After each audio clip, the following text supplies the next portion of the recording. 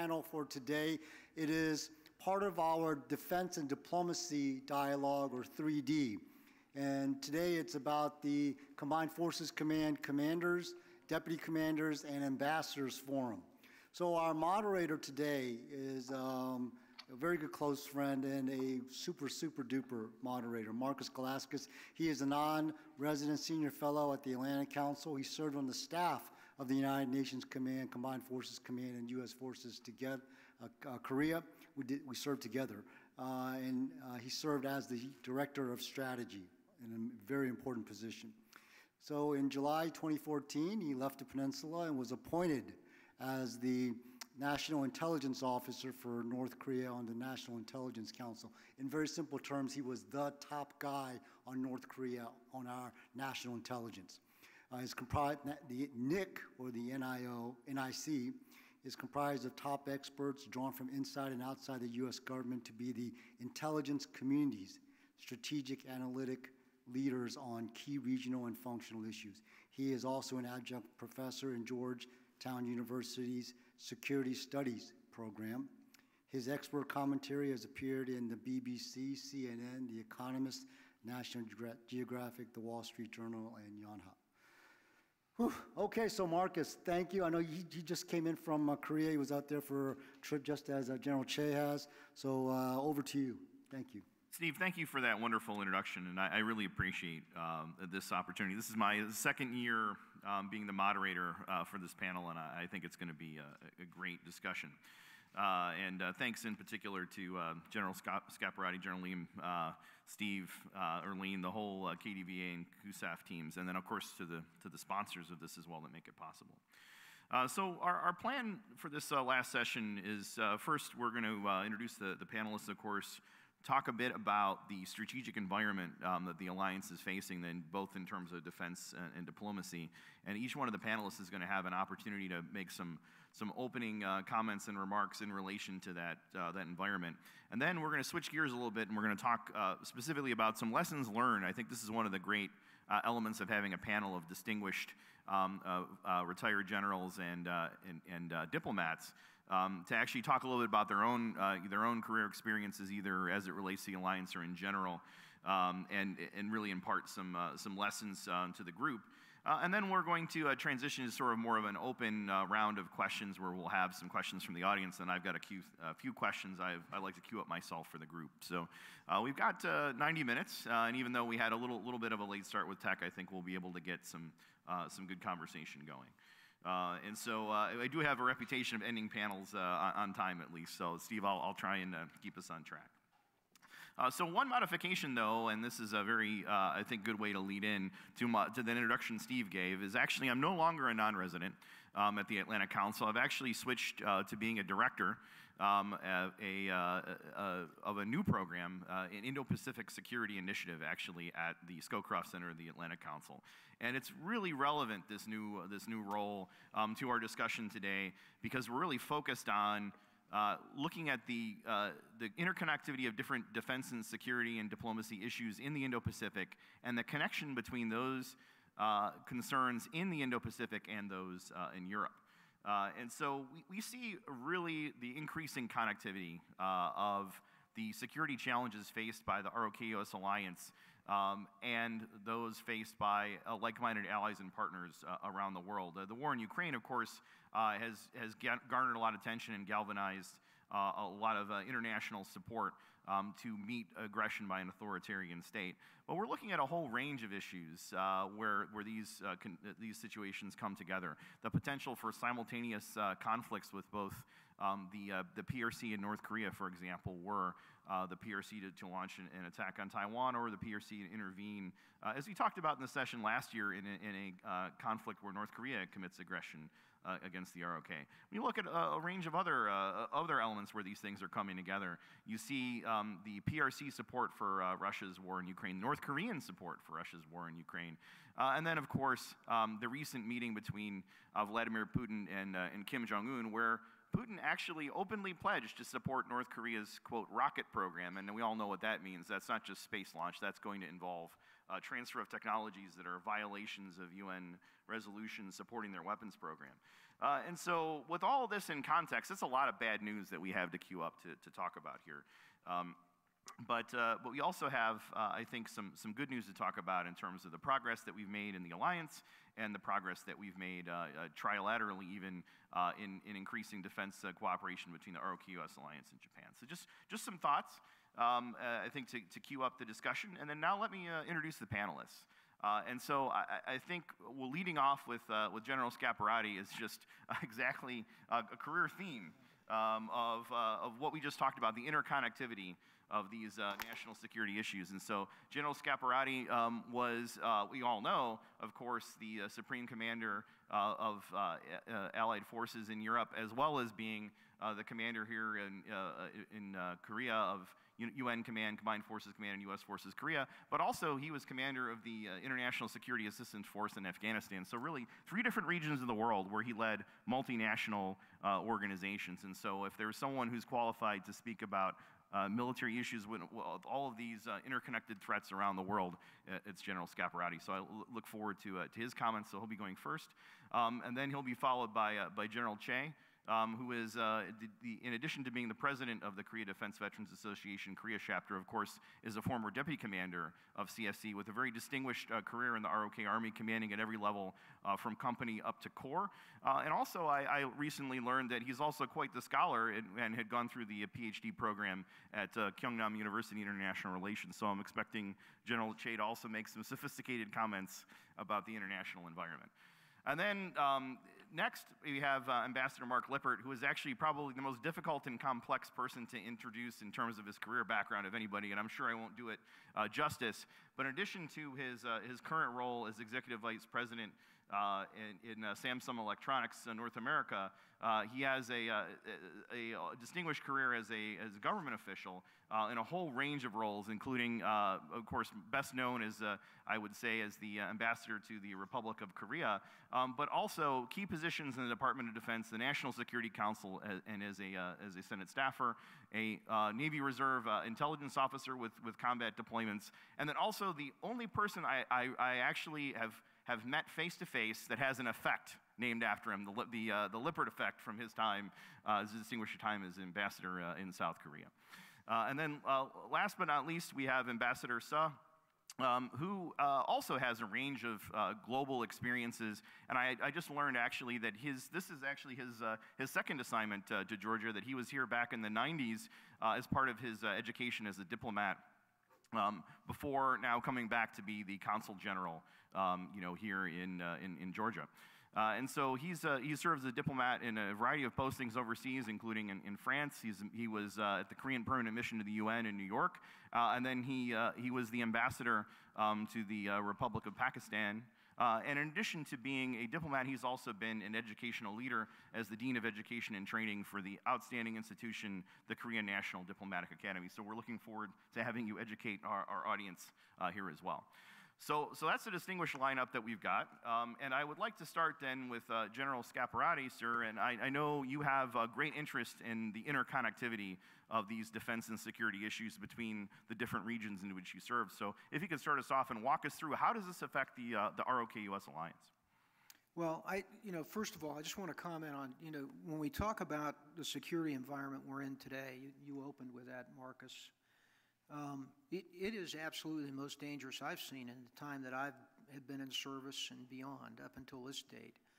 So if you think about, a rising China, an aggressive Russia today that has attacked Ukraine, ongoing war in Europe, the persistent threats that you see in North Korea with an advancing missile and nuclear program, without a doubt, and then Iran and terrorism. And if terrorism has kind of left the books for a bit, you can go back to the UN report this year. It said that actually it's grown in the past 2 years in terms of the threat and the persistence of that threat. So you have all of that, and then there's some things that make this unique. If you look at today's technologies and you look at communication around the world, the speed of information And what I say is then the speed of influence on populations around the world almost instantaneously, and the collapse of a decision cycle for leaders. Those are things that just take what is a very challenging environment and make it all that much more challenging for leaders both to understand, comprehend, and be proactive in before the speed of that information overruns them. Secondly, we're at a time now where, given Russia's departure from really the global community and any of the arms control agreements that we had, China refusing to join them, increased proliferation with respect to North Korea, we're living in a time now where we don't have the safeguards we once had that helped us understand each other and give signals of intent. So that's another part of this that continues to bother me. And then finally, with the Ukraine war, what we've seen with this technology is that what was once considered classified in terms of knowledge, many companies now are being very accurate in their predictions through just commercial technology, satellite technology, and the ability to analyze that. And that is a prospect too that can be troublesome, in a world that's moving pretty quickly. So that is my perspective on this. When you look at Markus's question now, you take that and you place what has a I would say more volatile situation in North Korea than perhaps we sometimes give it credit for. We're used to the fact that we've been able to deter them, and we've been doing it for 70 years in alliance. That's absolutely true. But it is still a place where there's nearly 1 million North Koreans in position less than 35 miles from a capital. And we see now, particularly with Ukraine, the connectivity of the world and the fact that no single conflict is contained anymore, and it has global impact. All of those factors just make the Korean Peninsula all that more difficult in terms of its deterrence and defense. And then most recently, both China and Russia now have departed from the global community of trying to bring pressure on North Korea, and now actually beginning to work with them, Russia in particular, and I'm sure they'll benefit from this. Russia will gain the munitions they need, and North Korea, as I'm sure, is looking for the technology that they don't have at this point or need.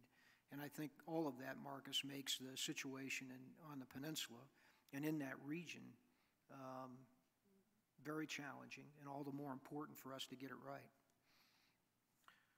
General, thank you for those very insightful comments to lead us off, and I think there's a lot of different directions that we can go. Every one of those could be its own panel. You raised so many very, very meaty points. But at this point, we'll move on to General Choi, and then after that to Ambassador Lippert and Ambassador So.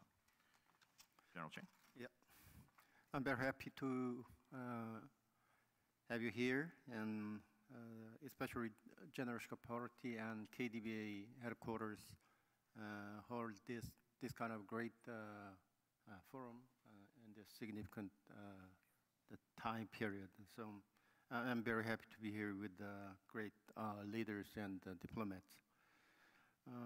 I'd like to present my personal opinion on the current state of the ROC-US alliance from the military perspective.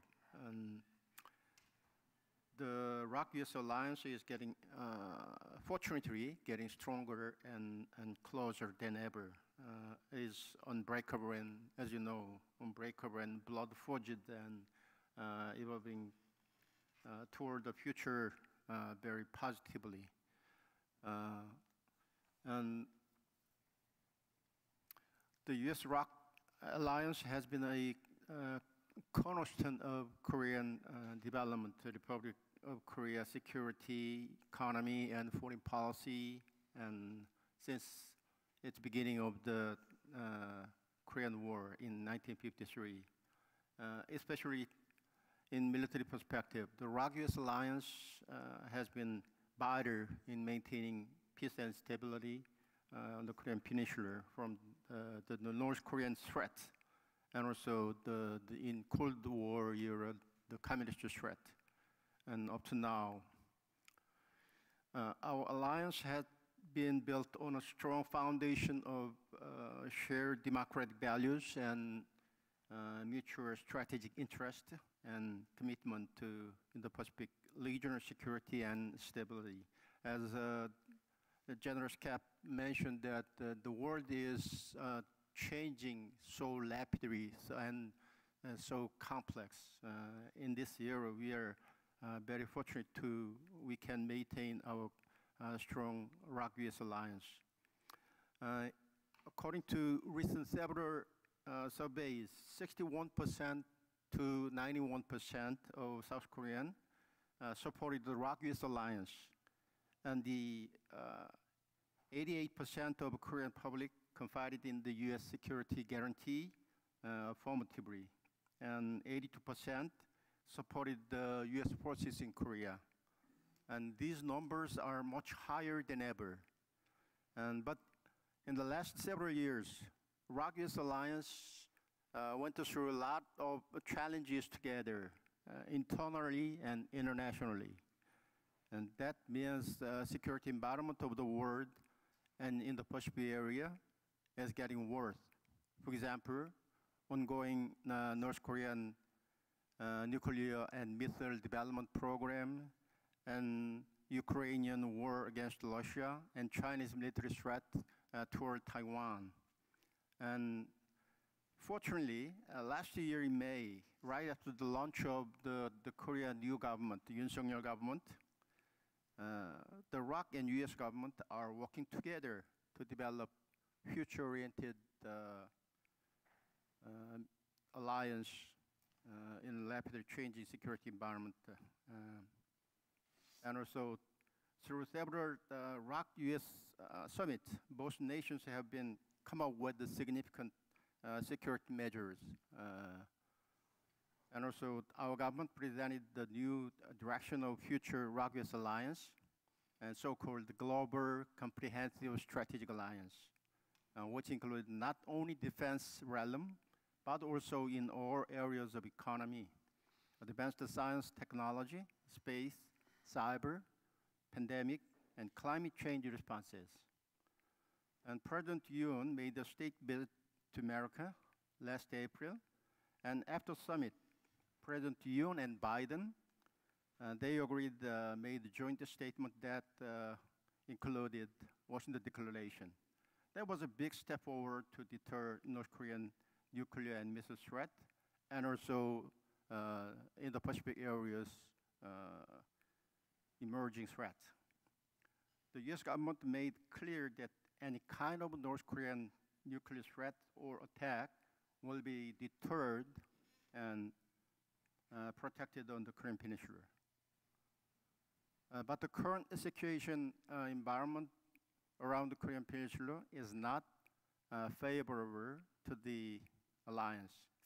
Last September, as you know well, and also General Scap mentioned that Kim Jong-un and Putin met, and they promised mutual military support, including, I'm not sure, but reportedly, the missile development program or some kind of nuclear development program. And China also loosened its sanctions to take advantage of strategic interest with North Korea. And Kim Jong-un and Putin summit was held just right after the Camp David ROC-US-Japan Trilateral Summit.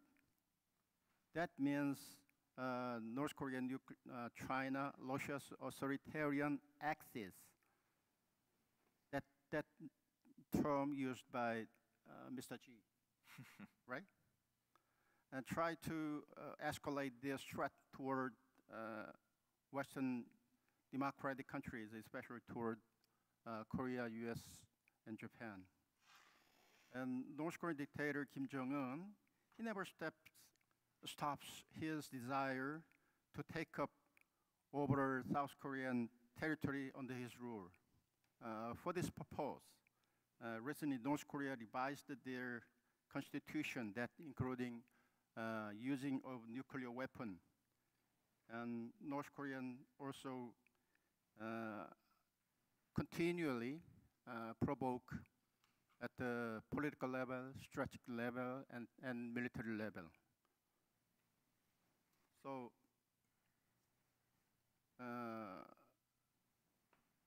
and also you've seen in the Ukrainian war, modern and future war are not fought with the traditional military weapons only. The wage of war using the civilian and military domains and domestic and international domains, such as cyber warfare, electromagnetic operations, and the spread of fake news, etc. So that's why we need to more strengthen our Rock-US alliance and more. That's what I have. Thanks. General, thank you very much. So a fairly dire picture in many ways from two different general officers. A lot of convergence there in terms of the severity of the situation that we face. And so now we'll go to Ambassador Mark Lippert, and really interested in your thoughts on the situation. And you're welcome to respond to any of those thoughts or share a different perspective that you may have. All right, thanks, Marcus. A real honor to be on this panel. And apologies, I couldn't be there in person.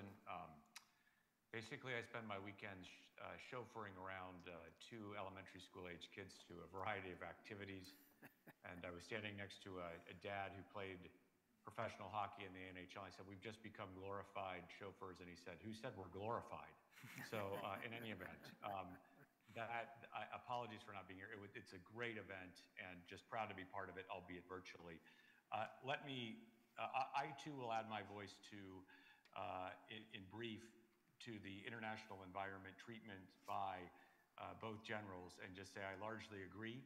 And I do find it an unpredictable, dangerous, complicated, and I think, as General Scaparrotti outlined so artfully, the factor of speed is so difficult to manage in terms of information, in terms of decision timing.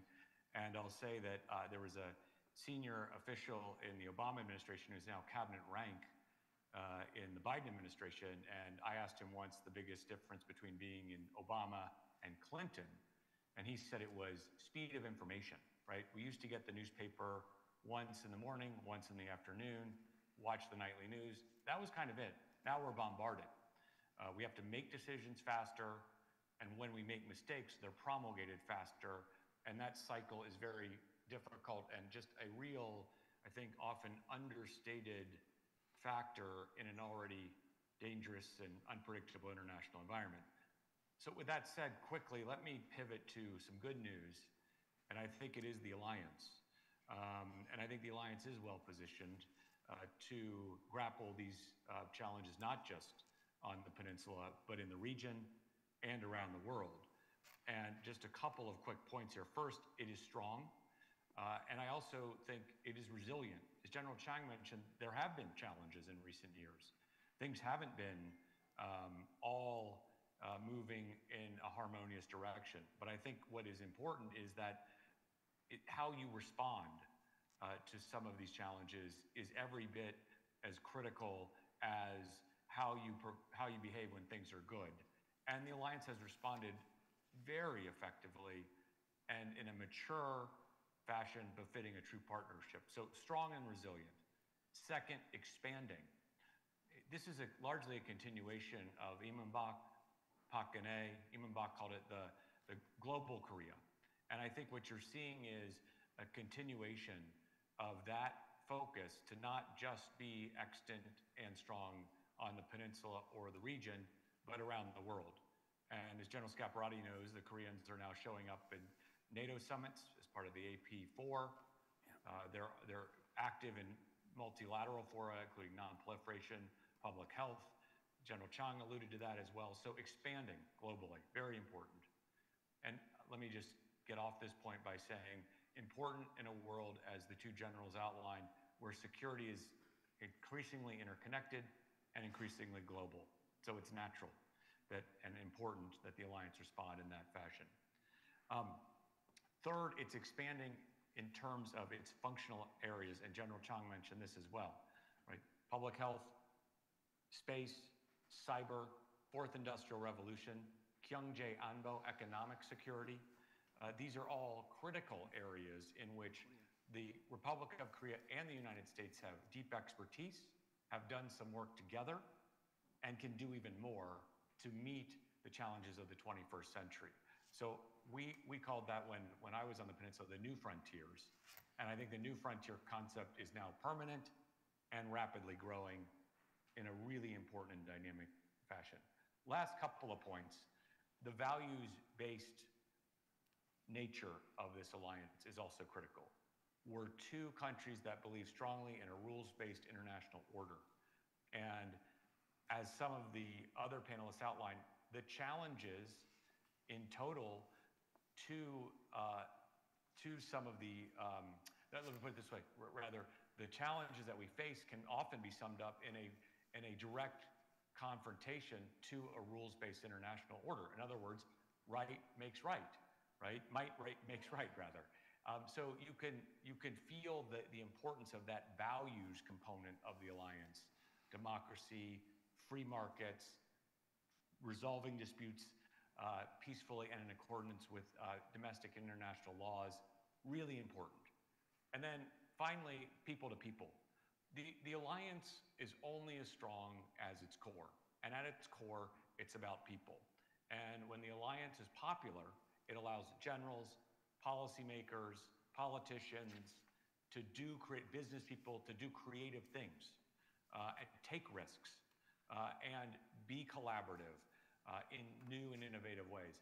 And I'm happy to report that the alliance is popular on both sides of the Pacific. That is incredibly important going forward, because as we are all living proof on this panel, ambassadors, diplomats come and go, governments come and go, administrations come and go, but what is lasting and durable is the people-to-people foundation, and that right now is strong. And I also think its strength was demonstrated during some of those more difficult times that were alluded to earlier. Let me get off the stage by just a couple of quick comments in response. I just wanted to talk a little bit about technology, and I think it's really important, especially on this new frame of economic security. And Ash Carter captures it in his book, former Secretary of Defense, probably the most prolific technologist who's ever had the job, although Secretary Perry was also quite good as well. But his point was, it used to be that our countries developed technology, protected it, and then kind of doled it out and exported it over time. That's not the case anymore. It's more diffuse, it's more off the shelf, it's more embedded in private industry, and that is absolutely critical for our two nations to harness that going forward. And that leads me to the last point, which is these public-private partnerships are going to be critical going forward. It's not enough for the governments to get together, right? It's not enough for a couple of NGOs to get together. It's got to be a holistic fabric. KDVA is part of that holistic fabric. The US government is part of that holistic fabric. Industry is part of that fabric. But that's going to be a great challenge for us to go forward, which is in this complex environment, in this dynamic world, in these discussions that require myriad of instruments to resolve them. It's going to be holistic, and that is, I think, the challenge of each and every one of us who care deeply about this great alliance. And let me stop there.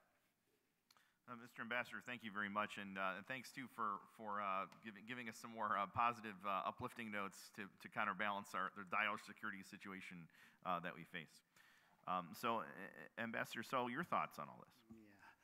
Yeah, thank you for inviting me here. I'm very glad, honored to be here with Ambassador Lippert and General Choi and General Scaparrotti. Basically, I start with my short comment on our alliance. we already know that our alliance right now 70 years old. Already General Choi and he explained that our alliance, basically our alliance started from the military alliance 70 years ago, but right now it's spread out to the everywhere. I mean that economic alliance and the cultural alliance and high-tech and cutting-edge scientific alliance. We currently do collaboration in space area. So that's our current alliance, very powerful. And I cannot miss that comment from the Ambassador Lippert. People-to-people contact and alliance is more important because it's the basic one. So in that sense, that public and private cooperation and that collaboration is more important. So when I just arrived Atlanta 2 months ago, so I met many Korean veterans. But whenever I attend some gathering, a couple of old Korean veterans approached me, and they told me they are very proud of the Korea, where they served during the Korean War. They risked their lives. Right now, Korea has developed right now in terms of OECD standard, right now donor country. So yeah, they are very proud of that their sacrifices to the Korean War 70 years back. So our alliance just started from the military alliance. Right now, a very huge alliance in every area. So in Georgia, you know that recently many Korean companies moved into the Georgia. So in terms of the foreign investment in Georgia itself, Korean investment is the recently top investment to Georgia. So I don't need to add that our two bilateral alliance. And the second point is all the panelists agree on that currently geopolitics in the world is a kind of at the crossroad. Some say that the hinge point. So we need collaborate more than ever. So in that sense that Korea and US and Japan recently in Camp David, 3 leaders, they gathered together and then decided to collaborate more, the trilateral cooperation to make the world much more peaceful and free and prosperous. To that end, they decided to every year multi-level contact, I mean every year summit meeting and foreign ministers meeting, defense ministers meeting, commerce ministers meeting.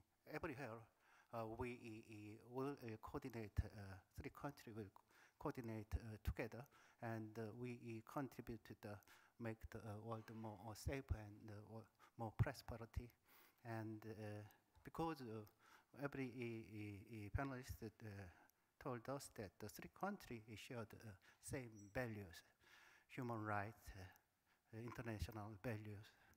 And so we can work together to make our, not even that Korea and somewhere in the world we can make, the 3 countries can make more contribution to make this world more safe and more prosperity. So I do better stop my initial comment here. Okay. Mr. Ambassador, thank you very much for those comments. And it seems like in some ways, the values of the ROK-US alliance and its partners around the world very much juxtaposed against the values of that authoritarian axis and how diametrically opposed we are in so many categories. from the perspective of values, and particularly when it comes to things like human rights and freedom and free commerce. Now at this point, we'll go back to General Scaparrotti, and sir, you're welcome to respond to anything that has come up in the discussion since your comments, and then after that, if you could transition to imparting some of the lessons learned that you'd like to share with the group from your career, particularly given that you have this really unique high-level experience dealing with military alliances and partnerships and commanding 3 different multinational headquarters. I'm sure there'll be some really useful items that you could share with all of us. Thank you, sir. Yeah, thank you. Well, first of all, although the 2 generals may have been given a dire view on the present environment, I think I can speak, I'm probably pretty sure for General Choi as well. I'm an optimist. I bet you he is as well. And it's primarily because of what the ambassador had to say, Ambassador Lippert, and that is because of the alliance. The issue or the solution, the fundamental solution to the world we live in today is strong alliances, this strong alliance, and the partners that we have. I think that's the fundamental response to it, and I'm optimistic because of the strength of this alliance. How did this alliance get here, to get to the lessons learned? The first one is that this alliance over 70 years has been able to look at the world as it is, not as it wants it, be candid with each other, a level of trust that exists that allows that, and to change, to be adaptive. CFC was formed in '78 as a result of changes in the environment then and the U.S. posture and our interest in the U.S. Formed Combined Forces Command and literally combined the command. ROC and U.S. sitting shoulder to shoulder. That's a significant change, but also an important one that I think today is a lesson learned for strong alliances.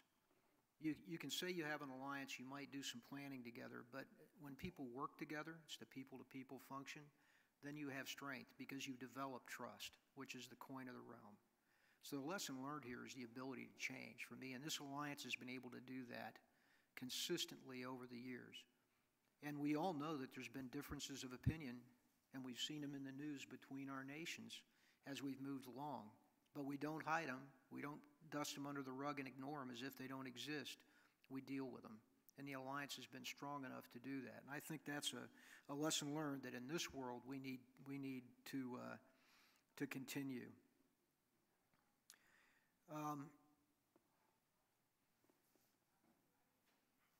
If I were to look back on a lesson learned as well, Markus, and on both of them is that there has to be a sense of empathy among both nations' leaders. And this is, I think, more important for the United States than actually for a ROC leader. And that is that alliances like this thrive when that level of trust is strong, and it's only strong when we're partners, when we're equal partners in this endeavor.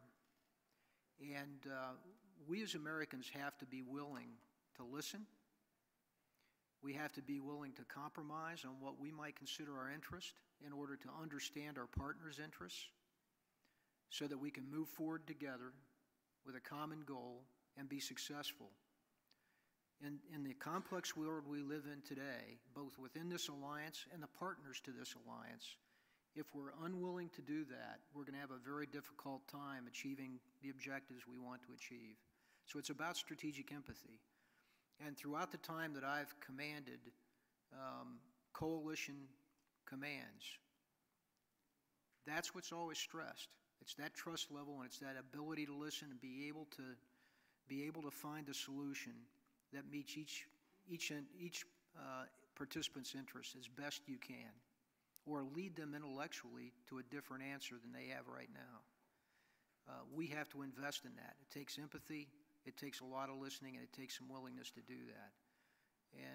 And I think if I were to stat out 2 things, it would be the ability to change and that strategic empathy are things that we both have learned and that at least I've seen as being important in alliances and partnerships that we have to form today to be successful. The third thing I'll just now get off the stage, as Ambassador Lippert said, you have ambassadors and generals on here because today's complexities, there's not a military solution. There's a whole of government solution. There's a lead with the diplomats and a reinforcement, hopefully, by the military, a strong military that allows us to avoid war and yet protect our interests. That's the goal. But it's got to be done together, and it's going to take all the elements of power to do it. And we often look at things as being military or diplomatic. It's not, in today's world, it's all of those things together. And, as a general officer, when Ambassador Lippert and I worked together, we had a relationship where I had an ambassador that shared everything with me, and I tried never to surprise him. And that's what I think is also a lesson learned for today. And when we avoid, when we violate those, we're going to find ourselves in trouble, I think. General, thank you. Excellent comments. And the optimistic note that you started on, despite the dire situation, it actually reminded me of the previous discussion about the Battle of the Chosin Reservoir and that idea of the ROKOS Alliance has always maintained its optimism, I would argue, even in dire circumstances, with General O.P. Smith saying we're just advancing in a different direction, right? So I think it's a great point. General Choi, similarly, welcome you to respond to anything that you've heard so far, but then definitely we would like to get into what your lessons learned that you'd like to impart to the group, particularly as they relate to your experience dealing with the alliance, and then of course just over the course of your military career. Thanks.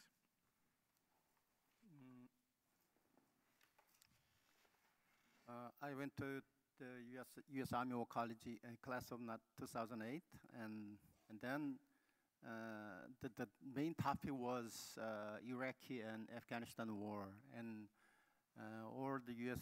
officers and generals are talking about the counterterrorism, not the Second War or the Korean War style, the massive force-on-force style warfare. Then they mentioned that the key word was the VUCA, velocity and uncertainty and complexity and ambiguity. But that's very common in these days, getting more complex than ever. And so I think that like you on the floor, you are leaders, opinion leaders, and all the leaders already think about the strategic thinking. Strategic thinking as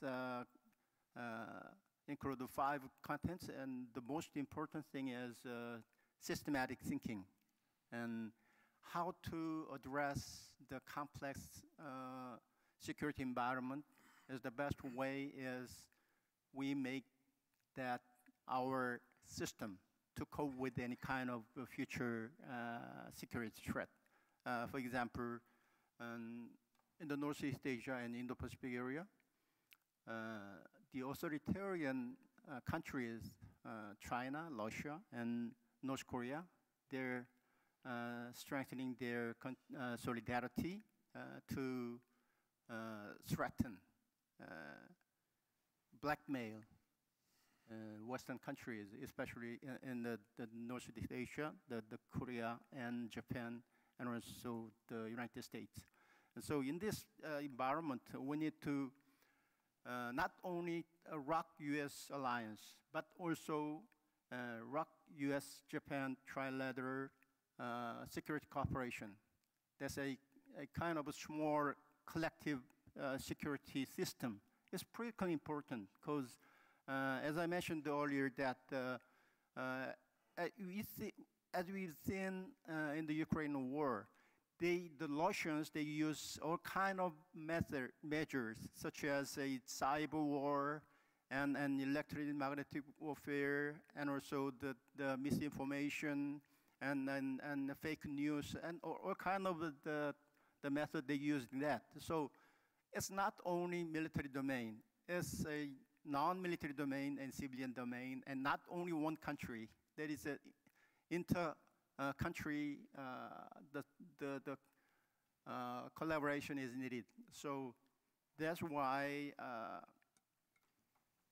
Joe Biden, President Biden, and the President Yoon and Kishida, Prime Minister, they gathered at Camp David and declared the trilateral security cooperation in the Northeast Asia is critically important because three countries are shared the common value, democratic values, and also these three countries are the world's most power, the trading country. So these countries are needed the security, stability, and also the guarantee, the trading is critically important for these three countries' national interest. And also to cope with the North Korean and authoritarian axis. It's not enough, only one country or only in Rock-US alliance. The trilateral cooperation is critically important for the future. That's what I have. General Choi, thank you very much. And I'll ask you, as we get through this round, if you could expand a little bit more on the trilateral element. I think that's key. And then General Scaparrotti, maybe think too a little bit more talking about what has allowed the alliance to last for these 70 years. What has made it so resilient? I think it'll be interesting, as well, just ideas to queue up for our next round. But let's go to Ambassador Lippert. And again, if you'd like to respond to anything thus far, but definitely want to get into what your key lessons learned that you'd like to impart to those in the audience here in person, and then of course in the virtual world where you are joining us from as well. All right, thanks, Markus. I'll make three big points in terms of lessons learned. I do think that the alliance is effective in part because it has the mechanisms, institutions, and for the most part, personalities that are interested in trying to reach a common understanding on strategic direction. And I think even if we can't always get there on every last detail, and frankly, it'd probably be weird if we did get there on every last detail because we're two different countries, we do try very hard and we do succeed, into the 90 percentile, 90+ percentile. So I think it's really important. The second point that I would make that I think is unique in a lesson that I learned is that the alliance builds on itself over time. Take, for example, the trilateral cooperation summit that was mentioned here. That's not new. And I think it's really interesting in that there were trilateral summits in the past. And I think the lesson that folks learned is that there are windows when trilateral and bilateral progress between Seoul and Tokyo is possible, but those windows can be fleeting and scant. So it's really important when you do have a window to make as much progress as possible. And to me, that's a great example of the alliance building on itself, right? Having done some of these things before, learning lessons from it, and then taking it to the next level in terms of development. Some of these other areas we were talking about, space cooperation, right? New space agreement, very interesting stuff, but a product of a space framework that was installed in 2015, 2016, product of some good work on non-proliferation norms and making sure that they're updated and commensurate with our two nations working together productively in space. And there are very few, I think, alliances and relationships where it builds like that in a shared sense. I was the Chief of Staff at the National Security Council. I was Chief of Staff to a Secretary of Defense. So I got to see our alliances in a global context. And that is, what I just described is very unique to the U.S.-Korea relationship. And then the final point, which also I think is a unique factor and a lesson that I learned, is that the sum is greater than the whole of its parts in this alliance. And what do I mean by that? I mean that there's a lot of granular activity that goes on. at the 04 level, the 05 level on the military side, the deputy political counselor level on the State Department side. These are, and these interactions are very, very, I think, important in terms of resolving issues, learning lessons, getting other sides' views into the bloodstream to the decision makers higher up on the food chain, so to speak. But there's a whole host of these granular activities, not just within government, but industry, research science, all of that are really important. And I think I'll end here. One of the challenges going forward is to maintain that level of granular interactions. We do speak different language. The distance is very, it is quite challenging, right? Just take an airplane over there, and you really feel the distance, right? The cultures are different, and these are all extant in a time of not just great geopolitical challenge, but generational change. And the generations in both of our countries have different views of values, different orientations, and it's not to say that we will walk away or that they will reject those. It's just that we have to be sure that that level of granularity continues. It also gives us new opportunities. I mean, I live in Minnesota, and people on my cul-de-sac ask me all the time about K-pop, K-culture, right? And so there are new opportunities to even enhance and better effectuate these granular interactions that I think are so important to the secret sauce, so to speak, of the US-ROK alliance. And let me stop there. Mr. Ambassador, that's brilliant, and I love the note that you concluded there with the granularity and so many different levels to those relationships. And some of us here, and myself included, have had the opportunity to engage in the ROK-US alliance at every level, down to sort of the most working level in the foxhole, all the way up to supporting the 4-star level and presidential level engagement, and it definitely works a lot better when at every level you have those engagements going on, and they're all mutually reinforcing and supporting. And I think that is something that's really powerful about the alliance. So thank you for that. Very, very helpful comments. And so now to you, Ambassador Suss. Very similarly, you can respond to what you've heard before, but definitely want to hear your lessons as a diplomat. And I know you come at this from a bit of a different direction with your career path, having not been focused on some of the same issues that we're talking about here. So really interested in your thoughts. Yeah, but I have same thought with the previous 3 panelists. I just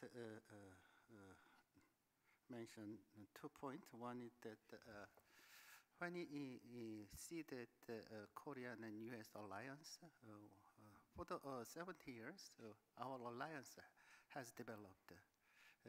It's not common. Some country alliance sometimes setback and sometimes good, but always Korean and U.S. alliance have developed a lot.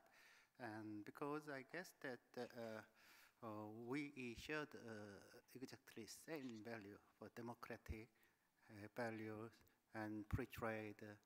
That's more important. So we see that U.S. and other countries, the alliance, not like Korea and U.S. alliance, because of some country they are difficult to share the same value. That the global values. So the Korea and U.S. alliance has been very strong and very perfect, and it will be because that we share the same values. So many Koreans immigrated to the United States. They enjoy their life because that before they came to United States, we already lived our life with the same values. That's the very strong point. And now Korean companies, Korean community here is that they are very much contributing to the U.S. economy and U.S. development, and the same time Korean development, and they are surely contributing to the global global development, global prosperity. That's the one thing. So our alliance is basically based on that very democratic and global values. That's my thought when I witnessed through my diplomatic years.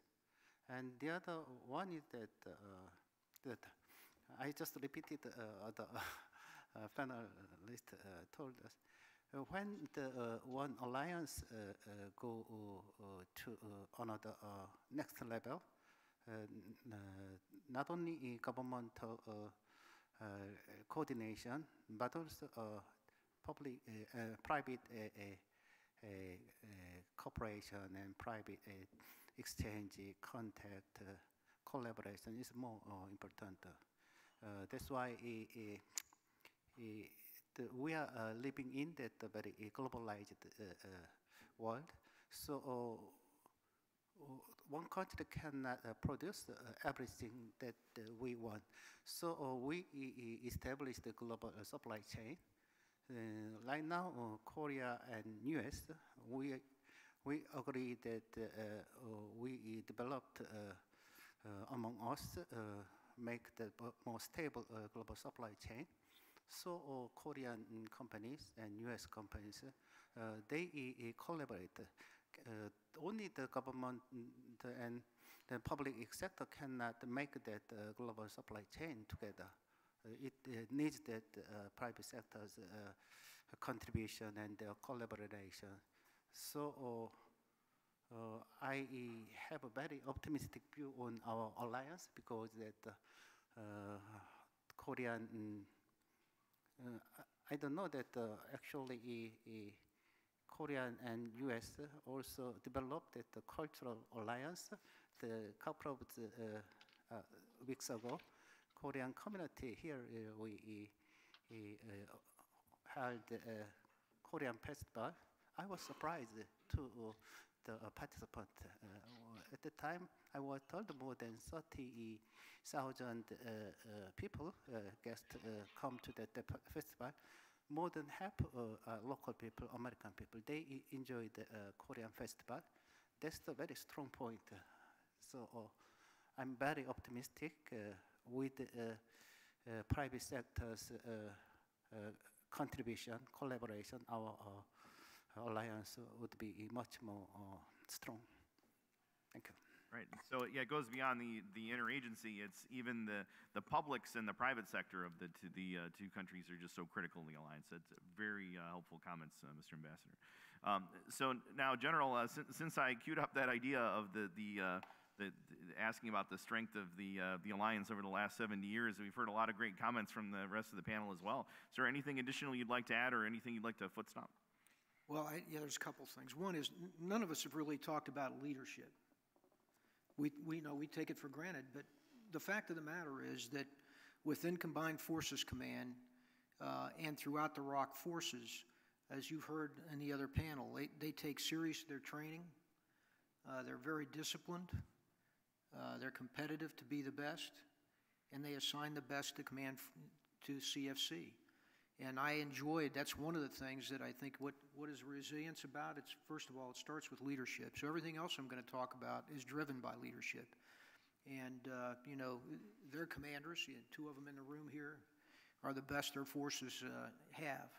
And I had the privilege to serve with them, as did all the American commanders that went over there and commanders in other positions below us. So that was one that we haven't mentioned. The second is I'll drill in a little bit to what Ambassador Lippert said about the mechanisms. Most of you wouldn't know unless you're within the command, but the alliance over the years has refined mechanisms for decision-making that involves both countries, and they're very well refined, and they're used regularly. Crisis management, when something happens, what do you do? It's well-drilled, it's practiced, it's trained, and it's executed. Every commander, when I took over CFC, the past commanders to a person told me, you will be tested. It's going to happen. It always happens on the peninsula. And we probably had at least 3 very high alerts at the time that I was in command. So these systems are very good and they're used day to day, but more importantly, they're also refined as we experience different things. Now, that leads us to there is an atmosphere within the command that says we're gonna solve wicked problems, and it's done bilaterally, with both sides taking part in that to figure out what we need to do. And you've seen the rewrite of, we've seen the rewrite of war plans, these mechanisms, et cetera, over time in the past 5 or 6 years because of the changing environment. That's resilience within the alliance, and it takes leadership to do it. We haven't noted training and exercises. As you know, over the past 5, 6 years, there's been a lot of debate about training and exercises and whether it's provocative or not. In today's world, a military cannot be proficient unless it's training. Because training today is also adaptive. We're learning from what we're seeing in Ukraine. We're learning from what we see North Korea doing. And as an alliance, we have to do that together. And there's nothing more complex than combined coalition warfare. So that training is just so critical. And we're back at it. And we both continue to do it together, and we've got to continue. That's resilience within the alliance. And then the final thing is coming back to people. You've heard it from so many people here today, but the way it touched my heart was the just respect and the sincere human approach of the Korean people and their leadership, both diplomatic and military. It struck me and my wife in a way that you just don't forget. They show that respect. They're generous to the nth degree, and they truly care. When I was in command, my mother passed away. I flew back to the States. I was fortunate to get back in enough time to be there when she passed away. But to my surprise, as we did her funeral, at her service was the ROC attaché and his wife representing their government. You know, those kinds of things are unique to this alliance, I assure you. And those kinds of things are experienced not just by the CG, but they're experienced all the way down. You've heard a number of people at every level here in this panels today talk to you about Koreans and how their generosity and their approach made a difference for them. It happens at every level, and I'll just leave it at that. General, some very, very powerful examples, and like you just said, many of us have experienced things like that. Now shifting gears a little bit from the strength of the bilateral alliance relationship, General Choi, I'd really like to follow up on something that you said about the importance of the trilateral relationship, the defense relationship, particularly between the ROK, the U.S., and Japan. It's pretty common, I think, in the past to hear U.S. officials, U.S. Officers advocate for the importance of this, but it's been exciting and interesting to see more and more South Korean leaders advocating for the importance of this in a very public way. And so, General Choi, I'd be interested in some additional thoughts, and you have why is this important? Why is this shift taking place? And where can we go with this?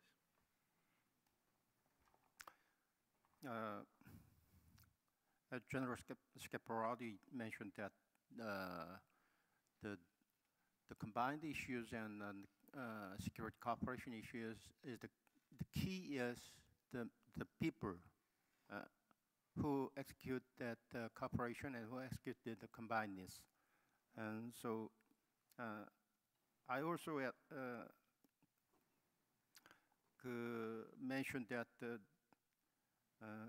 we need to shape the favorable combined readiness environment, both ROC and US, and also ROC, US, and Japan trilateral cooperation.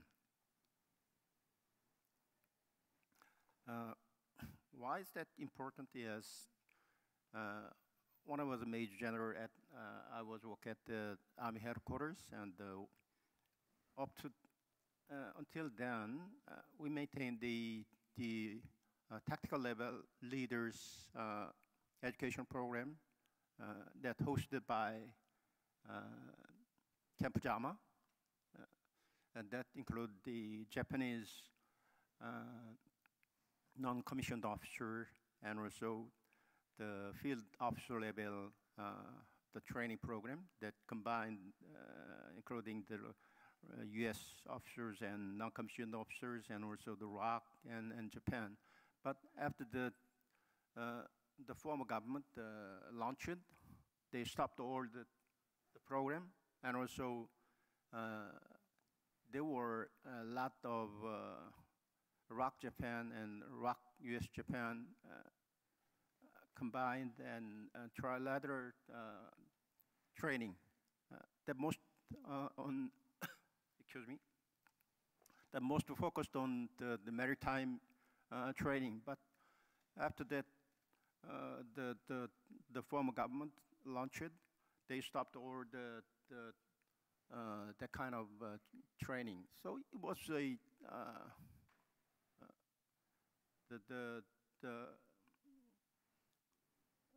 kind of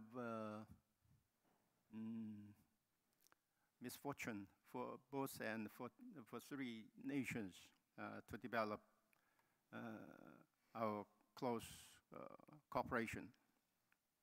So I'd like to say the stable system to cooperate that both countries and also three countries is critically important. That means including any kind of field training exercise and or tabletop exercise and combined exercise. All the level from the tactical level to the strategic level is critically important because each training has different goal to achieve. For example, for the field, the captain level training is they have their own goal to skilled tactical the goal, but the high level, strategy level is very different from the tactical level.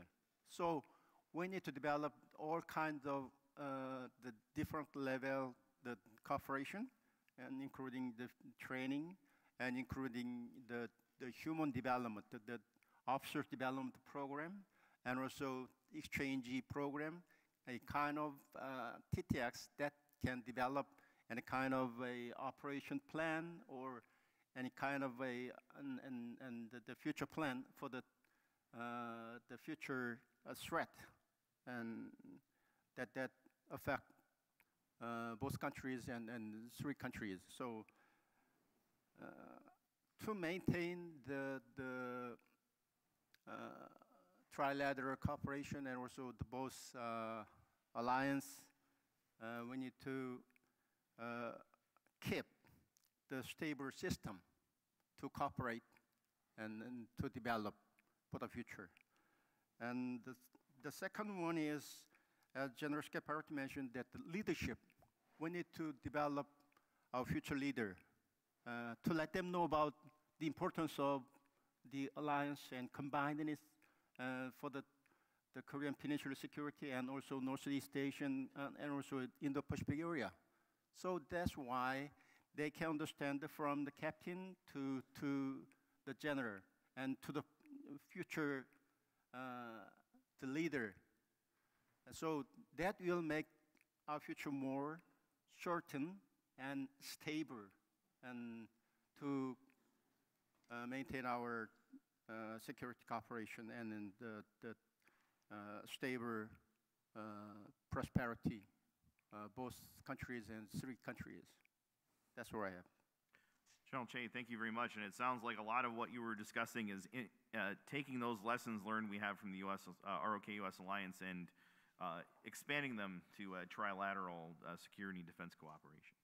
And so now we're at the point where I'd like to go to questions from the floor.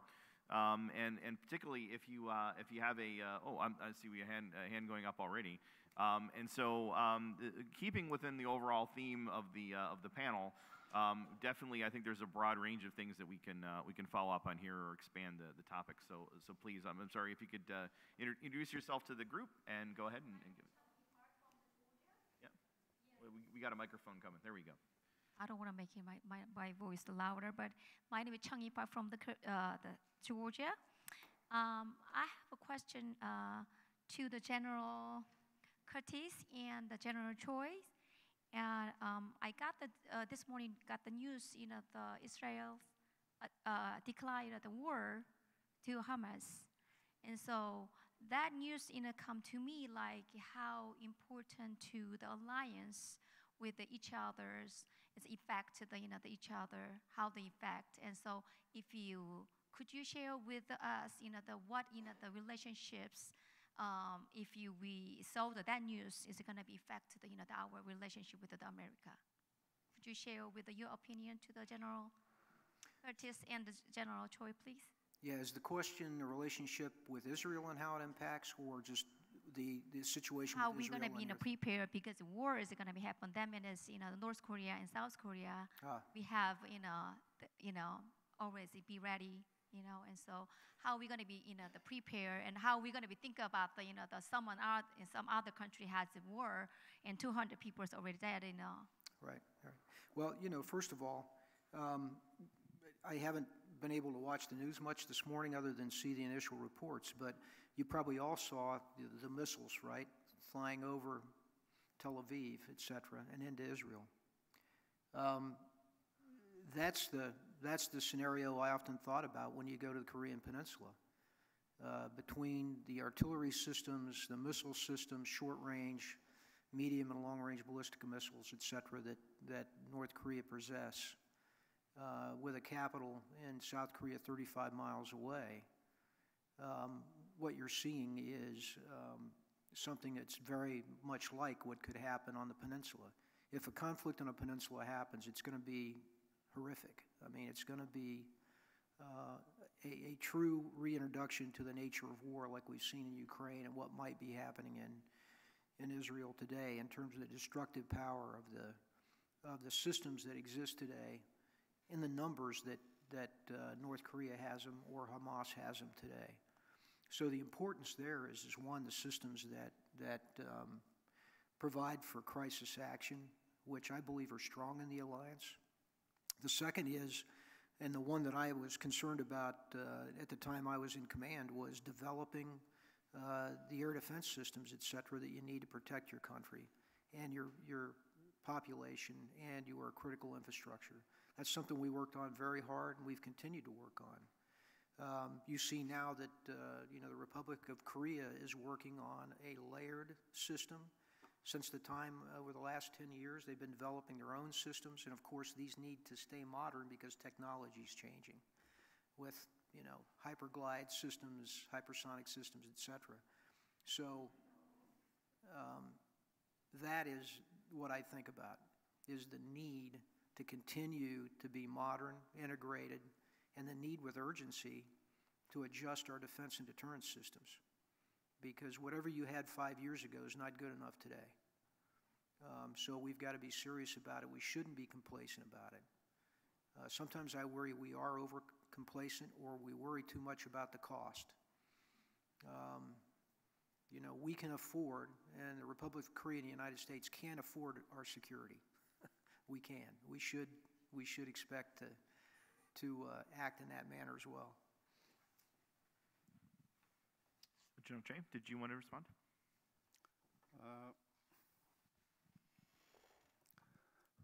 There are so many information and analysis related to what the Ukrainian war. So I think most of you understand better than me about what's the critical point of Ukrainian war. But I have some points. The first one is the Ukraine war is still ongoing, but from this point, I think the first one is the last learned from Ukrainian war is the will to win and will to survive is critically important. Their own national will to survive or to maintain independence is critically important. That means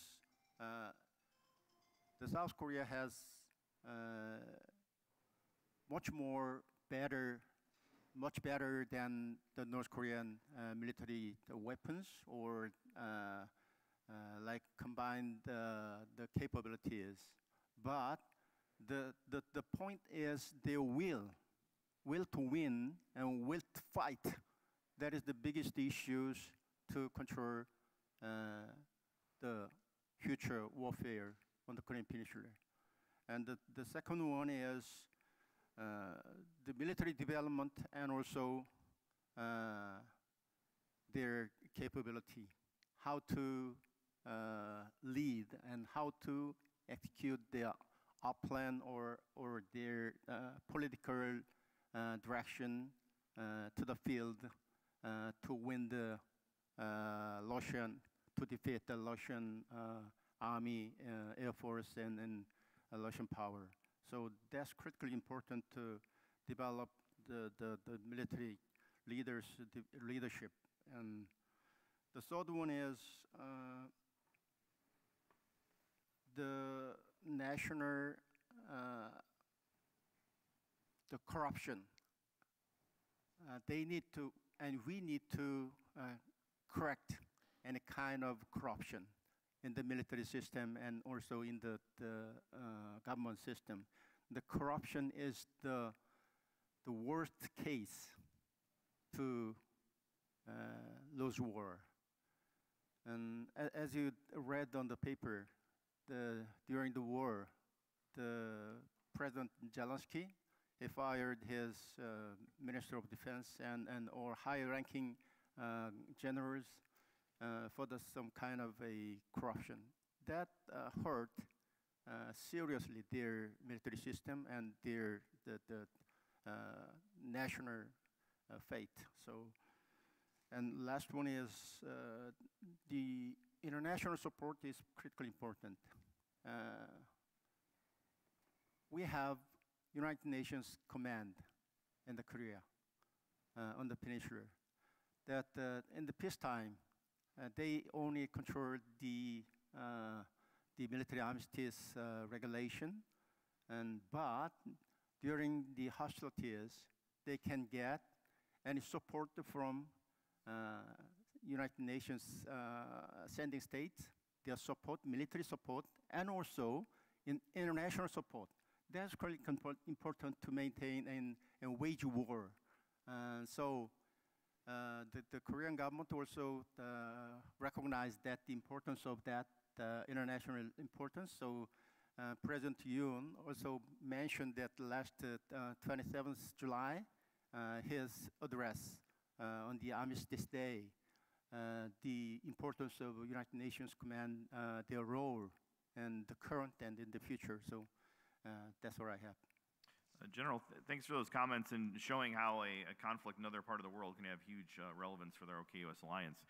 Ambassador Lippert, I wanted to ask, I don't know if you were able to hear the whole original question about the relationship of the ongoing conflict in Israel that sparked this morning. If you wanted to speak to that, or if we'll move on to another topic. No, thanks, Marcus. It's interesting. I had the same thought that General Scaparrotti did about the missile threat, the defenses. People actually talk about Iron Dome all the time in Korea as a possible countermeasure. So I would just be rehashing in a less artful way the treatment that was already given to this issue by General Scaparrotti. Fair enough. All right, I see we've got more questions in the room. Please go ahead. Introduce yourself to the group first. Yes, I'm Scottman Volkenberg. I'm local veteran here, United States Army, retired. This question's for General Scaparrotti. There's a saying that you don't know what you don't know until you know.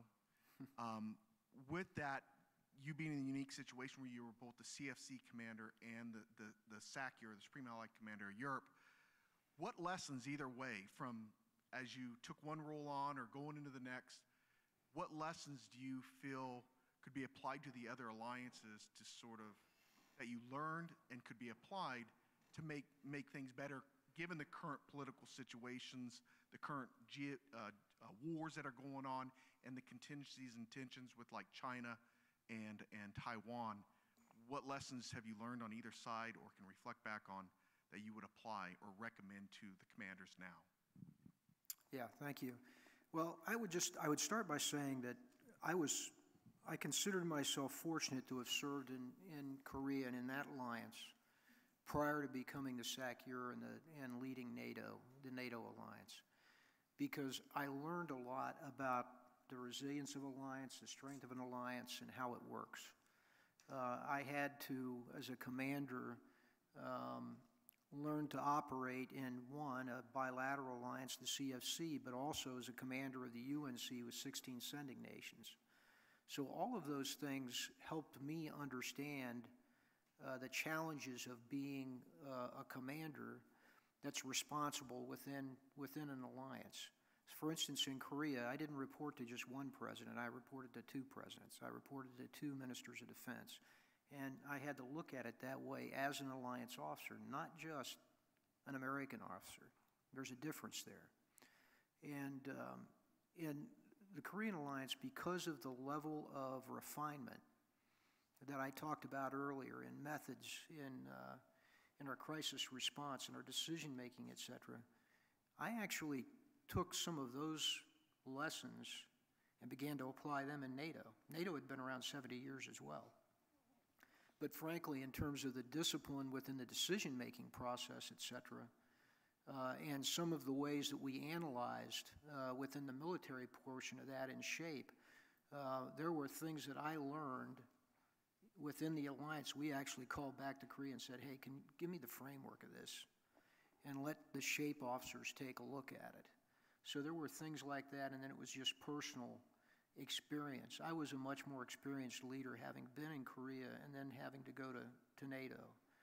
NATO's, the difference there obviously is you're dealing with, at the time I came in, 28 nations, okay, as opposed to 2 or 16. And so, you know, that's challenging. And the short of it, to answer your question, though, what I learned is much of what I've said earlier. It's the idea of strategic empathy. It's the willingness to listen, the understanding that there is truly strength in diversity.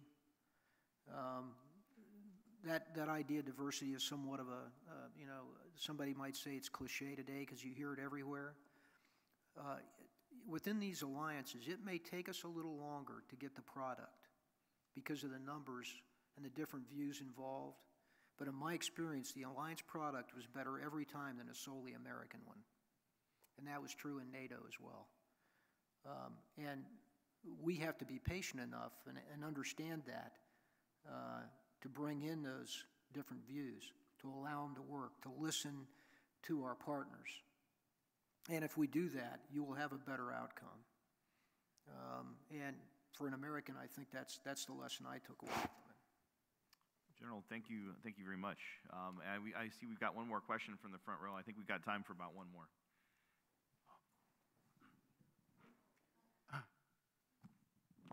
Actually, I hadn't raised it earlier. So. Oh, I'm sorry, I didn't see you. Okay, go ahead.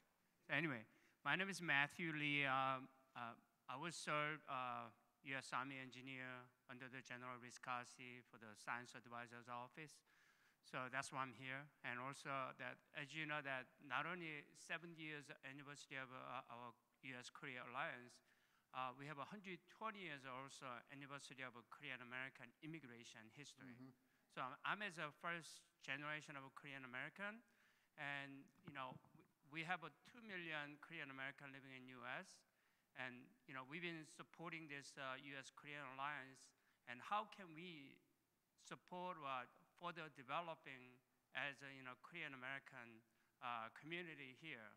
So I know we talk about the military, we talk about the nation-to-nation alliance, but how that 2 million of Korean American communities can support that U.S.-Korea alliance further. Yeah, I'd like to start with Ambassador Saw on this one first, if you're comfortable, and then go to Ambassador Lippert, and then the generals, if you'd like to add. Mr. Ambassador? I think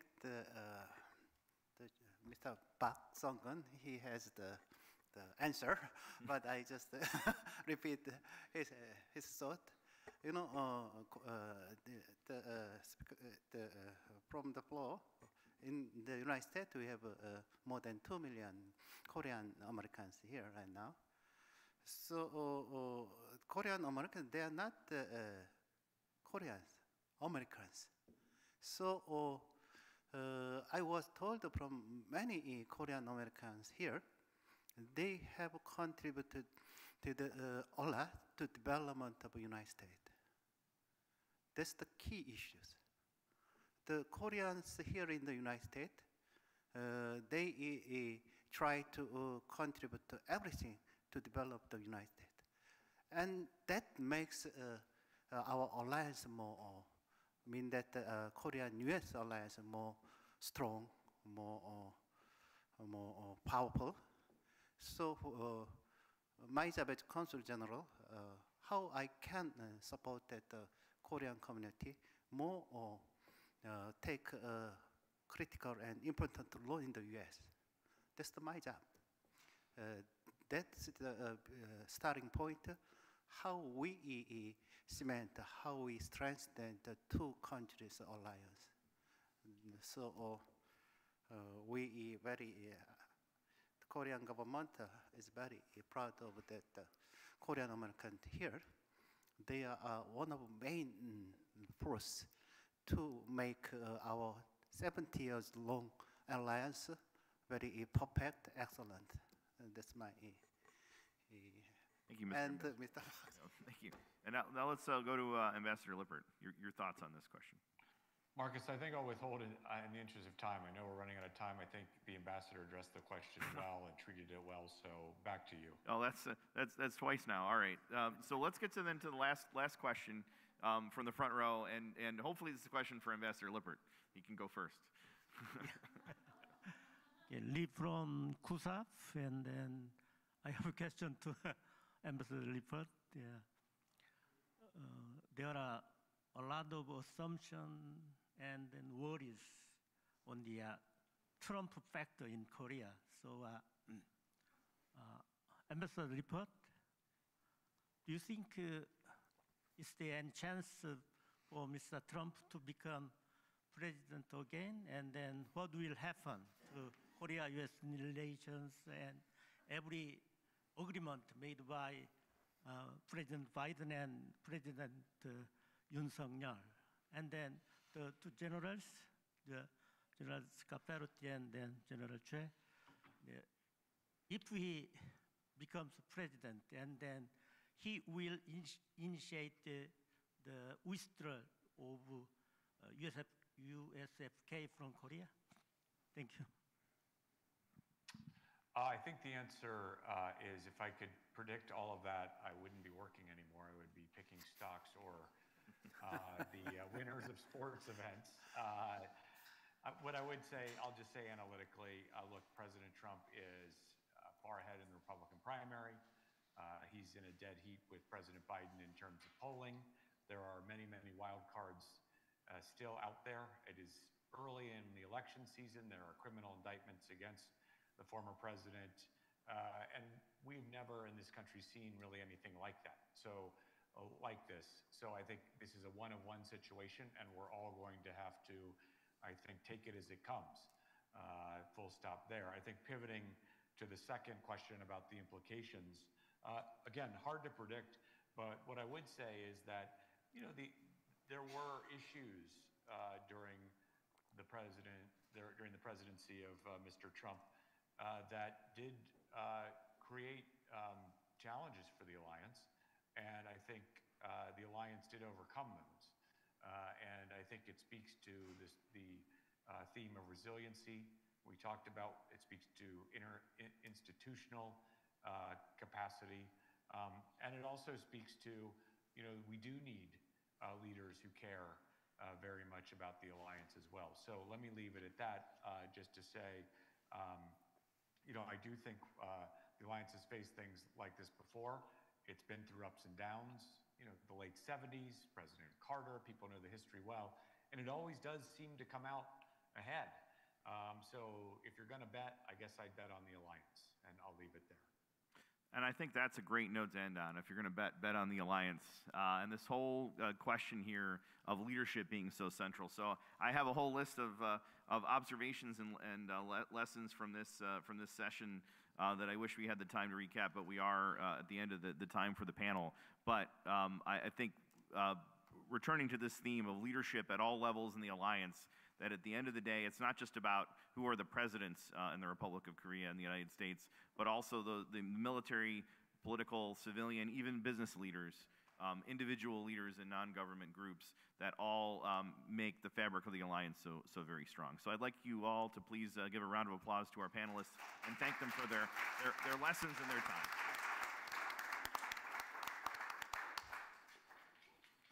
Ambassador Lippert, this is General Scap. Thank you for being with us today.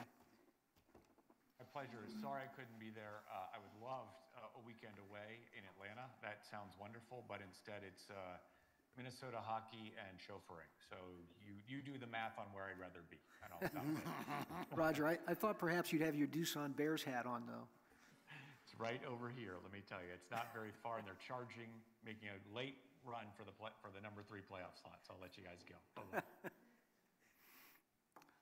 Okay, so ladies and gentlemen, thank you very much. So I'd like to just say a few words in terms of thanking people who put this together. Didn't want to save this till the end. Wanted you to be able to know who they are, get an opportunity to go and say hello to them and thank them. So starting with the Omni staff, the event coordination and the banquet team led by Jade Ellis. We really appreciate their hospitality in putting this together. Travano Brown and the AV crew back there. Let's give them a big shout out. Fantastic job. If you've been wondering who this mysterious person walking around taking pictures, she actually was hired, so she is part of the team. Brooklyn, thank you for being here with us. Appreciate it. And then I'm going to hit a whole bunch of KDVA volunteers. So the Atlanta team here, led by Kevin Miller and his boss, Cecilia. Really, seriously, they're volunteers, ladies and gentlemen. Okay? And then the ladies who checked you in, Elizabeth Jensen and Birgit Peterson, thank you so much for what you do. Okay. And then finally, okay, KDVA, we only have 2 full-time employees and 1 part-timer. Arlene and I are the only full-timers. She is the reason why this thing has come together and it has been seamless. She does things behind the scene that is unbelievable, and she is a combat multiplier of the greatest magnitude. So that's Arlene over there. And then, ladies and gentlemen, saving the last person. So Ambry is our program and admin assistant. She joined the team about 6 months ago. I recommend that you go and say hi to her and ask her about her perspective, because everybody in this room knows Korea and we're old hats. She's got fresh eyes, so if you want a fresh perspective about, you know, hey, when you went to Kia or when you went down to the National Infantry Museum or watching this, instead of just getting the same cycle information from other people, go ask her. And I think you're going to learn some things just by fresh set of eyes. So with that, ladies and gentlemen, we are concluding this afternoon session. We will now resume at 6 o'clock in this same room for the marquee event, which is the Honors Banquet.